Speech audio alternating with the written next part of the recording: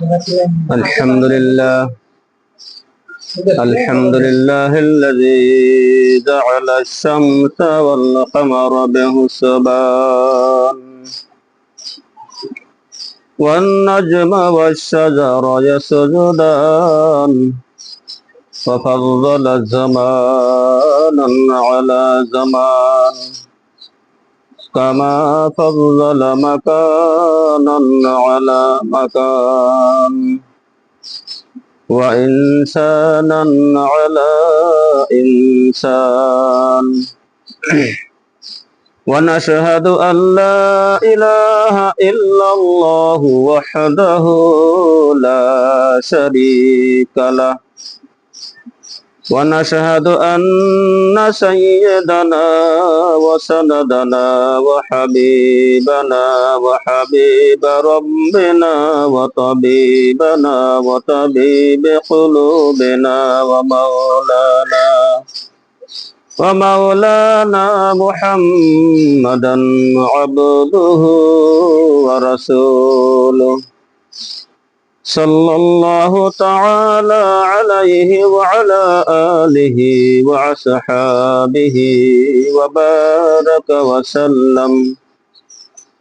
وبارك وسلم تسليما كثيرا كثيرا الذي أرسل بالحق بشيرا ونذيرا وداعيا إلى الله بإذنه وسراجا منيرا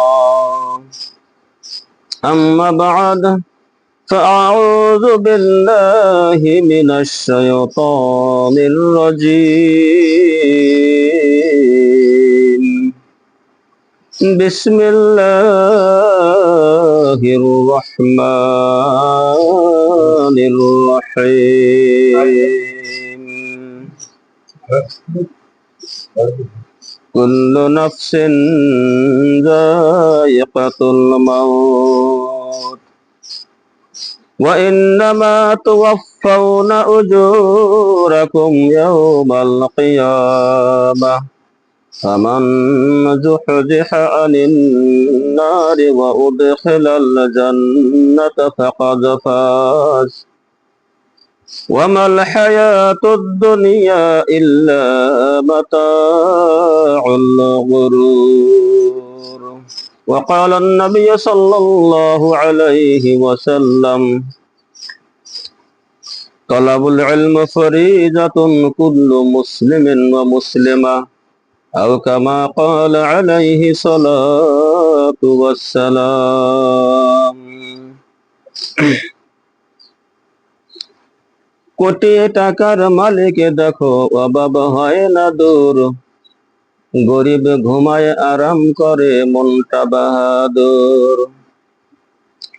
ফেরাউনের লাশটা দেখো মিশর জাদুঘরে খায় না মাটি পোকা মাকড় সবাই ঘৃণা করে হৃদয়ে থাকিবে যার নম্রতা সদা রহমত আসিবে সেথা পূর্বর ওয়াদা বড়র গড়ায় থাকলে দিলে রহমত আসবে না নিজেকে নিজে ছোট মনে করি ও সদা উঁচু জমিন থেকে পানি নিচু জমিনে যায় তেমনি খোদার রহমত আসে নম্রতার হৃদয় ভোগ বিলাসের বাড়ি গাড়ি পরে রবে সব থাকতে সময় স্মরণ করো আল্লাহ আমার রব সমস্ত তারিফ ও প্রশংসা সেই মহান আল্লাহ রাব্বুল আলামিনের জন্য যিনি আমাদের সবাইকে তার নিজ অনুগ্রহে পবিত্র জুমার দিন তারই ঘরে আসার জন্য আমাদেরকে তৌফিক দান করেছেন সেই মহান আল্লাহ পাকের শানে সবাই কৃতজ্ঞতা প্রকাশ করি আলহামদুলিল্লাহ মানবতার মুক্তির দূত রাসূল করিম সাল্লাল্লাহু আলাইহি ওয়াসাল্লামের শানে সবাই দুরূদ পড়ি সাল্লাল্লাহু আলাইহি ওয়াসাল্লাম আমাদের জীবনের মূল উদ্দেশ্য হলো জান্নাত লাভ করা পৃথিবীর প্রত্যেকটি মানুষই তার উদ্দেশ্য, সে জানে যে আমরা যারা জান্নাতি পাই, জাহান্নামে যাওয়ার জন্য কেউ কামনা করে না। কিন্তু এই জান্নাতে যাওয়ার জন্য যে সমস্ত পথ আমরা খুঁজি, সব পথ বাদ দিয়া একটা পথ হলো জান্নাতি পথ, সেটা হলো আল্লাহ তাআলার হুকুম, রাসূল করিম সাল্লাল্লাহু আলাইহি সাল্লামের তরিকা, এই একটা পথ। এবং প্রতিনিয়ত আমরা প্রতি সালাতে আমরা পড়ি ইহদিনাস সিরাতাল মুস্তাকিম, হে আল্লাহ তুমি আমাদেরকে তোমার সহজ সরল পথে পরিচালনা করো। সিরাতাল লাযিনা আন'আমতা আলাইহিম, যে পথে তুমি তাদেরকে অনুগ্রহ দান করেছিলে, যে পথে সাহাবা কেরাম, ওলিয়া উলিয়াগণ, নবী আম্বিয়া কেরাম যে পথে চলে গেছেন, ওই পথ আমাদেরকে দেখাও, ওই পথ আমাদেরকে দেখাও। এটা মুমিনদের দাবি, এটা মুমিনদের জন্য তারা দোয়াটা করতে, প্রতিদিন দোয়া করি আমরা, প্রত্যেক সালাতে, প্রত্যেক ওয়াক্তে, প্রত্যেক রাকাতে। দেখবেন সূরা ফাতিহা ছাড়া কোন নামাজ হবো কি? হবো না। যদিও 4 রাকাত ফরজ নামাজ যদি থাকে, তো 4 রাকাতে সূরা ফাতিহা আছে, যেহেতু শেষের 2 রাকাতে যেহেতু অন্য সূরা মিলানো হয় না, কিন্তু সূরা ফাতিহা পড়া লাগে। তারাবি 20 রাকাত করে আমরা তারাবি পড়ি, প্রত্যেকটা সূরা ফাতিহা আছে। কেন? সূরা ফাতিহা উম্মুল কোরআন, কোরআনের মা। সূরা ফাতিহা শিফাউত, দুআউ শিফা, রোগের ওষুধ। 60টি বিশিষ্ট আয়াত সম্পূর্ণ একটা সূরা। এই সূরার মাহাত্ম্য শুরু হয়েছে আল্লাহ তাআলার প্রশংসা দিয়ে। কারণ প্রশংসা না করলে কারো কাছ থেকে কোনো জিনিস আদায় করা যাবে না। পৃথিবীতে তাকায় দেখেন, কারো কাছ থেকে কোনো রাগারাগি করে জিনিস পাওয়া যাবো? কেউ যদি মুই না যা। আর আজকে আসছে আমরা আল্লাহর মেহমান, তারই ঘরে দাঁড়াইছি, তারটাকে সাড়া দিয়ে, ইয়া বনি আদম, হে বনি আদম, খুযু যিনাতাকুম ইনদা কুল্লি মাসজিদিন, তোমরা প্রতি সালাতে তোমাদের বেশভূষা পরিধান করো, ভালো পোশাক পরিধান করো। গেছে এমন পোশাক পরিধান করিও না, তুমি আল্লাহর মেহমান, তুমি বিয়ে বাড়ি যাও, তুমি তাওই বাড়ি যাও, তুমি পোশাক পিনে যাও ভালো, আর মসজিদে পোশাক পিনে আসলে খারাপ। পবিত্র, পাক ও পবিত্র দুইটা জিনিস যেন থাকে। কেন? যে গাছের পাতা দিয়ে পরিধান করার দিন তো এখন নাই, প্রত্যেকেই ভালো পোশাক পরিধান করতে পারে, সাদা পোশাক। কেন? আল্লাহর সামনে মেহমান, আল্লাহর সামনে আমরা দাঁড়াইছি, গতিকে ভালোভাবে দাঁড়াইতে হবে, পরিষ্কার পরিচ্ছন্ন। কথা ঠিক আছে না? ঠিক আছে। তারই প্রশংসা দিয়ে কথা শুরু হয়। পৃথিবীতে যত কথা আছে প্রথমেই আলহামদুলিল্লাহ, এই কথা ছাড়া কথা শুরু হয় না। কেন? ভালো কাজ করলেন, ভালো ফল আলহামদুলিল্লাহ, খারাপ ফল আলহামদুলিল্লাহ। কেন? যা কিছু ঘটে তোমার তরফ থেকে ঘটেছে, তা প্রতিরোধ করার ক্ষমতা যদি থাকতো পৃথিবীর কারো, ওটা হয়তো, কিন্তু হবে না। এই যে বৃষ্টি, তুফান, বাতাস, হ্যাঁ, বিজলি, এই যে ঠাডা পড়ে, এনেকে বন্ধ করার কোনো জিনিস কেউ বন্ধ করতে পারবো না। মানুষের হায়াত, মৌত, রিজিক, দৌলত আল্লাহর হাতে 4টা না, কেউ তো বন্ধ করতে পারবো না। রিজিক কারো আছে, আপনি কেড়ে নিতে পারবেন না। আছে রিজিক, আপনি দিতেও পারবেন না যদি তার হাত কপালে না থাকে। কাল্লা ইযা বালাগাতি তারাকি, কখনো নয়, যখন তার প্রাণ কণ্ঠাগত হবে, হলকম এসে পৌঁছে যাবে। ওয়াকিলা মান রাকিন, বলা হবে কে তাকে বাঁচাবে। পৃথিবীর কোনো কবিরাজ, ডাক্তার কেউ তাকে বাঁচাইতে পারবে না। পারবো? এই কথা কোরআনে লিখছে। আছে কি যে কোনো কবিরাজ, ওঝা, যে তাকে জার ফুক দিয়ে বাঁচা দিলাম? ওয়াকিলা মান রাকিন ওয়াল তাফাতিস ওয়াজান্না আন্নাহুল ফিরাক, আর সে মনে করে এখনই তো আমার চলে যাবার পালা। মৃত্যু ব্যক্তি কিন্তু প্রত্যেকে জানে যে আমার এখন আর সময় নেই। মুমূর্ষু সময় যখন আমার সে উপস্থিত হয়, ফেরেশতা দেখে, তখন সে মনে করে আর কোনো উপায় নেই, কেন? যে বস্তুর প্রতি আমার ইমান এনেছি, না দেখ, ইমান মানে গায়েবে বিশ্বাস। ইমান মানে কি? ফেরেশতা দেখছি কি আমরা? আল্লাহকে দেখছি? তকদির দেখা যায় কালকে কি হবো না হবো আমাকে দেখতেছি কি? এই যে গায়েবের কোনো জিনিসের উপর যে আমরা ইমান আনছি, ইমানের যে কোনো জিনিস যখন আমার চোখে পড়বে আর শেষ, তখন সে আর বাঁচবে না। কেউ যদি আমি ফেরেশতা দেখছি, অসম্ভবই না। যদি দেখে তাহলে তার ওটাই তার শেষ সময়। আর দেখার পরে ইমান আনলে ইমান কোনো কাজ হয় না। পরীক্ষাতে না দেখে লেখা আর দেখে লেখা, রাত আর দিন তফাৎ। দেখে তো সবই লেখা পারে, এরকম পরীক্ষায়। ওই জন্য যে সূরাটি আমি তেলাওয়াত করেছি সেটা হলো সূরা আলে ইমরান আয়াত নম্বর 185।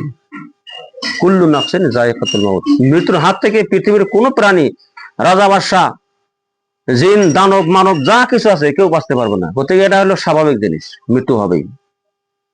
এর থেকে বাঁচার কোনো উপায় নাই। قل إن الموت الذي تفرون منه فإنه ملاقكم ثم تردون إلى عالم الغيب والشهادة فينبئكم بما كنتم تعلمون। আল্লাহ বলেন, বলো, নবীকে বলতেছে আল্লাহ, বলো তোমরা যদি মৃত্যু থেকে পাইতে চাও, পালাইতে চাও, কোনো কাজ হবে না। মৃত্যু তোমাদের লগ সাক্ষাৎ করবই।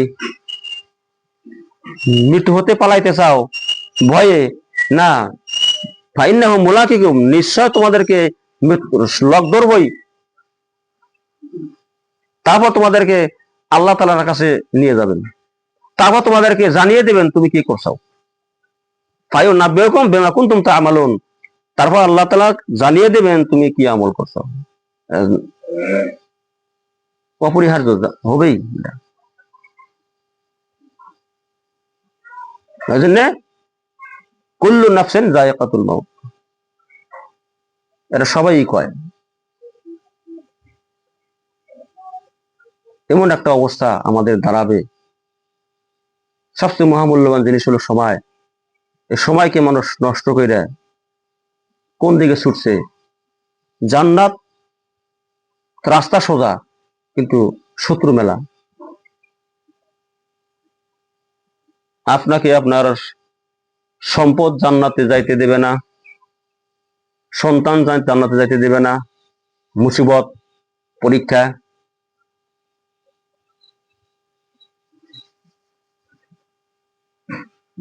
ওয়ামান আ'রাদা আন যিকরি ফাইন্না লাহু মাঈশাতান দানকা। যে আল্লাহর স্মরণ থেকে বিমুখ থাকে, উদাসীন থাকে, উদাসীন আমাকে কিসে করলো? সম্পদ, টাইম নাই, বিজি, সময়ই পাই না, এ কথা কব না। কিসে সময় বানাবো? যেগুলো একটা ব্যস্ত আছে, সময় পাবো না কেন? নাকি যে কোনো সে ব্যস্ততার মধ্যে আছে, যার ফলে কাজে সময় বা টাইম পেলাম না। এই যে আল্লাহর রাস্তা থেকে সে বিমুখ আছে।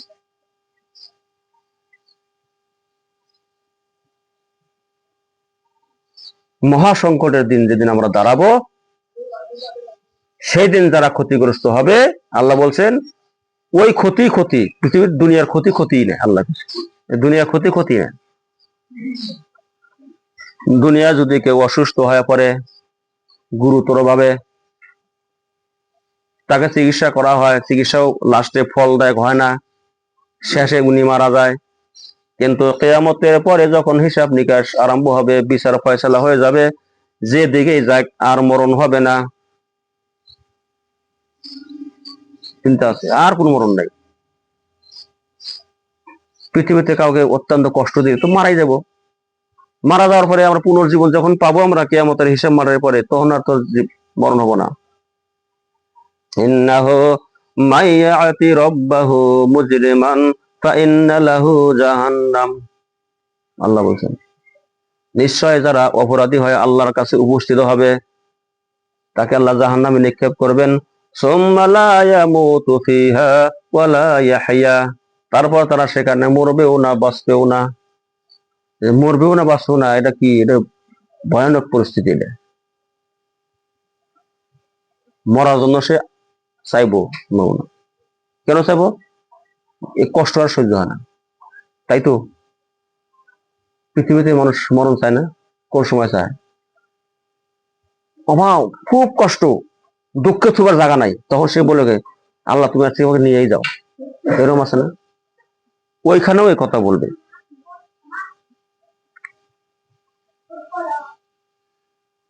মানুষের মরণ নাই।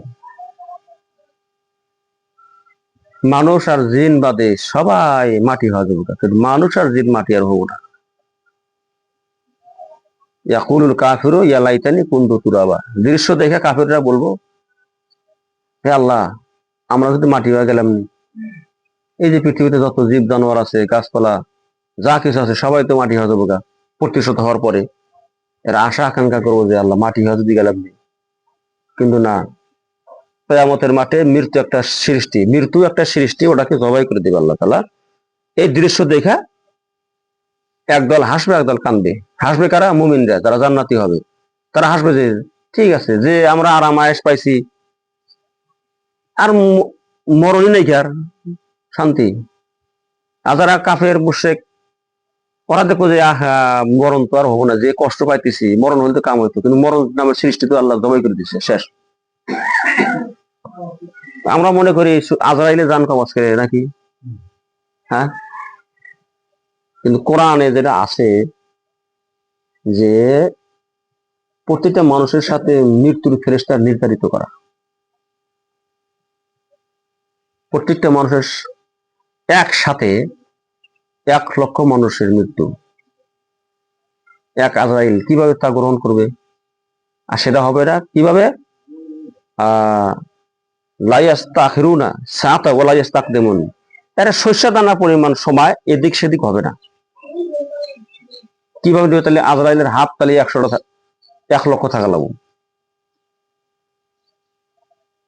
আল্লাহ বলছেন যে তোমাদেরকে মৃত্যু তো অনিবার্য হবেই, মৃত্যুর ফেরেশতা তোমাদেরকে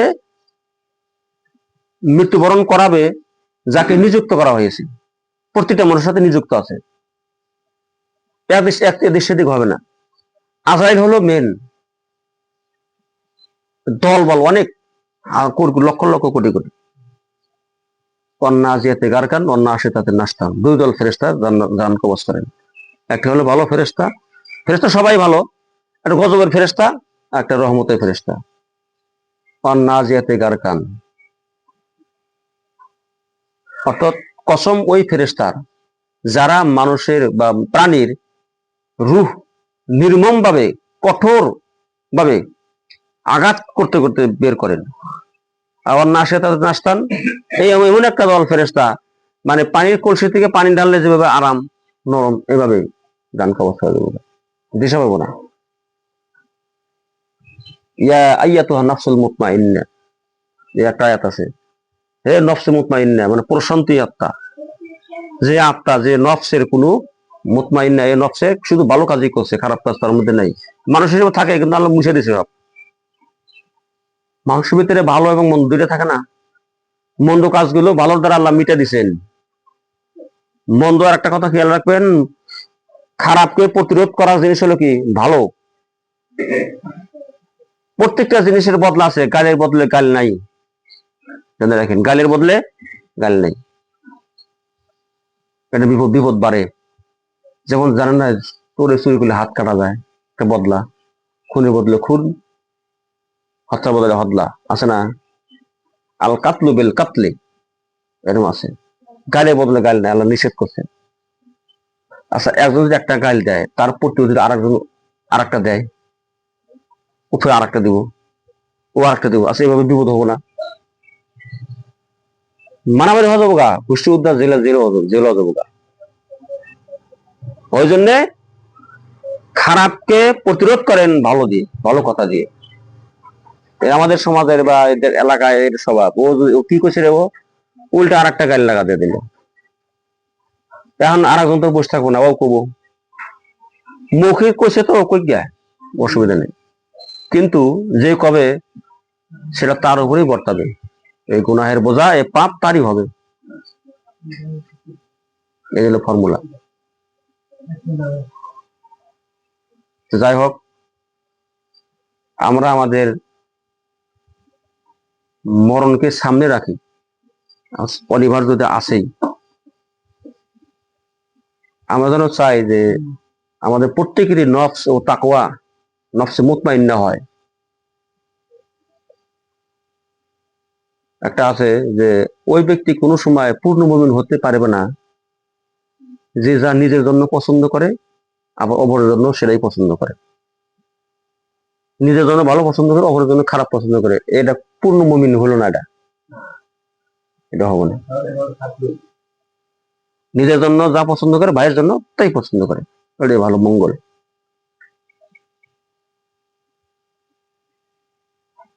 তিনটা পরিস্থিতি আল্লাহর সামনে আমরা দাঁড়াবো। প্রথমে একা একা দাঁড়াবো, তারপরে আমাদের নেতা সহ দাঁড়াবো। নেতা কাকে, যাকে আমরা অনুসরণ করেছি। দেখেন, জান্নাতে যাওয়ার পথ যেটা বাধা, আমি বলছি না, সম্পদ, আওলাদ ইত্যাদি, শয়তান চারিফুলে ঘেরাও দিয়ে আসে, শয়তান ধোকা দেয়। দূরকে আবার আজান দিছ তো পয়রা কি দেরি করে পড়িস, এই কাজটা না করলে তো পরে আবার কাজ করা হবো না ইত্যাদি ধোকা ধোকা দেয়। অর্থাৎ আল্লাহ ও রাসুলের আল্লাহ ও তার রাসুলের ভালোবাসা চাইতে সম্পত্তি ভালোবাসা বেশি, না সে তো ধরাইলো আসলো না। আল্লাহ ও তার রাসুলের চাইতে। সূরা তৌবা আয়াত নাম্বার 24, এটা মারাত্মক কথা আছে, কয়েকটা কথা। আল্লাহ বলছেন কি, যে তোমাদের পিতা মাতা, ভাই, সন্তান, আত্মীয় স্বজন, সম্পদ, ব্যবসা বাণিজ্য যদি আল্লাহ রাস্তায় জিহাদ করার চাইতে যদি ভালো মনে করো, তাহলে ওই দিনের অপেক্ষা করো যে তোমাদের উপর আযাব আসবে। খুব কঠিন কথা বলছে। সূরা তওবা আয়াত নাম্বার 24 এ কুল ইন্না আবাউকুম ওয়া ইখওয়ানুকুম, এরকম আছে। আল্লাহর রাস্তায় জিহাদ, পরিশ্রম, তার দ্বীনকে কায়েম করার জন্য চাইতে যদি তোমাদের এই সমস্ত জিনিস ভালো পাও তোমরা, তাহলে ওই দিনের অপেক্ষা করে থাকো যেদিন তোমাদের উপরে আযাব আসবে। সুম্মা লা তুনসারুন, তখন কিন্তু সাহায্য আর হবে না আল্লাহর পক্ষ থেকে। চিন্তা করছাও, ঘরে শত্রু, বাইরে শত্রু, শত্রুতে ভরা, সামনে শয়তান, পিছনে শয়তান, ডানে শয়তান, বামে শয়তান। সামনে শয়তান দেখবেন, দৌড় দিবেন পিছনে, পিছনে শয়তান আছে। বামে শয়তান দেখলেন, দৌড় দিলেন ডান দিকে, ডানেও শয়তান আছে। আর একটা মারাত্মক শয়তান একটা কথা বলছে, ওই কথাটা আল্লাহ কোরআন তুলে ধরছেন। শয়তান কি বলছেন, যে যার জন্য আমাকে হে আল্লাহ পথভ্রষ্ট করলেন, অবশ্যই আমি তাদের জন্য লা আকুদান্না লাহুম সিরাতাল মুস্তাকিম, অবশ্যই আমি তাদের তোমার সহজ সরল পথে আমি বসে থাকবো। খাড়া থাকা কথা কর নেই। আচ্ছা, একটা মানুষ খাড়া থাকলে দেখা দেওয়া সরা দেওয়া যায়, যাবো না? বসে থাকা মানুষ যদি কাজ করে ধরে, সহজ নরম যাবো না। শয়তান এভাবে বসে আছে, খাড়া থাকে নাই, ও পেতে বসে থাকবো, তাই না? সরান যাবো না। দাঁড়িয়ে থাকার কথা যদি সেখানে বলা হতো কোরআনে, তাহলে 2 জন 3 জন মিলে ধাক্কা দিলে সরে গেল, পড়ে যাবো গা। এ পুরনো না, এমন ভাবে শয়তান। আর আল্লাহ কি বলছেন, যে আমার বান্দাদেরকে চারে ফলে যে ধোকা দিলে শয়তান। আর একটা কথা, সুম্মা আলা আতিয়ান্নাহুম মিন বাইনি আইদিহিম ওয়া মিন খালবিহিম ওয়া আন আইমানিহিম ওয়া আন শিমালিহিম, অবশ্যই আমি তাদের জন্য আমি সামনে পিছে ডানে বায়ে আমি ওত পেতে বসে থাকবোই। ওয়ালা তাজিদু আকসারহুম শাকিরুন, অধিকাংশ মানুষ, পৃথিবীর অধিকাংশ মানুষ তোমার শুকরগুজার বান্দা হিসেবে তুমি পাইবা না। পড়ায় মানুষই তোমার থেকে সরে যাবো। আল্লাহ কি বলছেন, যদি অমেন তাবা মিনহুম, তাদের মধ্যে হতে যারা তোমাকে অনুসরণ করবে, তোমাকে দিয়ে, তোমার অনুসারীকে দিয়ে আমি জাহান্নাম পরিপূর্ণ করবো। লা আমলা আন্না জাহান্নাম মিনকুম আজমাইন। আল্লাহ একটা কথা বলছেন, ইল ইবাদাকাল মুখলাসিন, আল্লাহ তাআলার মুখলেস বান্দা ছাড়া।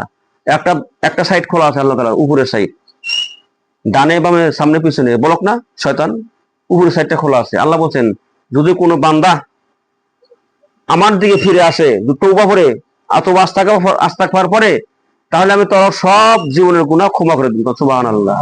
তখন তুমি শয়তান কিছু করতে পারবো না। পারবো? শয়তান কিছু ক্ষমতা আছে কি? আল্লাহ আমাদেরকে দিন বোঝা দিনের উপর চলার তৌফিক দান করুক। ওয়া মা আলাইনা ইল্লাল বালাগ।